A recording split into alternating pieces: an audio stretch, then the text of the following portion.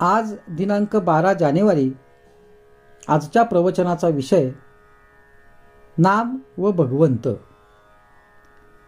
राम राम म्हणून राम कसा भेटेल या विचारण्यात काहीच अर्थ नाही। उलट असे म्हणता येईल की राम राम म्हटल्याशिवाय राम भेटणेच शक्य नाही। व्यवहारातही आपला हाच अनुभव आहे।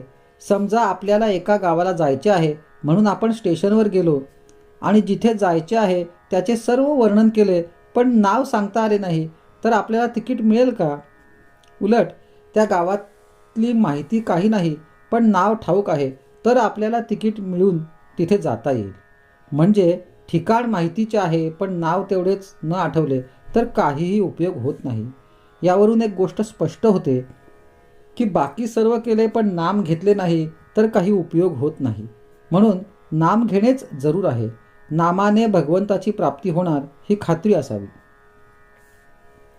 भगवंताच्या नामाची गरज दोन तऱ्हेने आहे। एक प्रपंचाचे स्वरूप कळण्यासाठी आणि दुसरी भगवंताच्या प्राप्तीसाठी।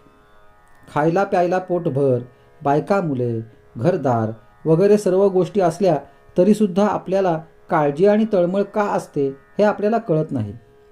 याचा अर्थ दुःखाचे खरे स्थान कुठे आहे हे कळत नाही। ते कळण्याकरिता भगवंताच्या नामाची गरज आहे। भगवंताची तळमळ लागेपर्यंत नामाची जरुरी आहे। नंतर भगवंता वाचून आपल्याला दुसरा आधार नाही म्हणून नाम घ्यायला पाहिजे। आणि शेवटी भगवंताच्या दर्शनानंतर नाम सवयीने आपोआप येते।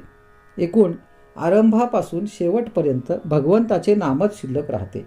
जो नामस्मरण करेल आणि त्याचे अनुसंधान ठेवील त्याला भगवंताची जिज्ञासा आपोआप उत्पन्न होईल। नामाकरिता नाम घ्या की त्यात राम आहे हे कळेल। नाम घेताना जे घडेल ते चांगले आणि आपल्या कल्याणाचे आहे तसा भरवसा ठेवा। भगवंताचे नाम हीच सच्चिदानंद स्वरूप सद्वस्तू आहे। भगवंताच्या नामात जो स्वतःला विसरला तो खरा जीवनमुक्त होय। जे काय साधायचे ते हेच। बाकीच्या गोष्टी स्वप्नासारख्या समजाव्यात। त्या प्रचितीस येतात पण नसतात। देहाशी असलेले आपले तादात्म्य हे एक प्रकारच्या सवयीने आणि अभ्यासानेच झालेले आहे। याच्या उलट अभ्यास करून भगवंताचे चिंतन केले तर जसे आज देहाशी तादात्म्य आहे त्याचप्रमाणे भगवंताशी आपले तादात्म्य होईल।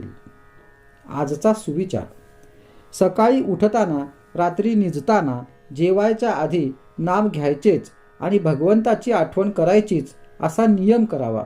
तो आयुष्यात फार उपयोगी पडेल।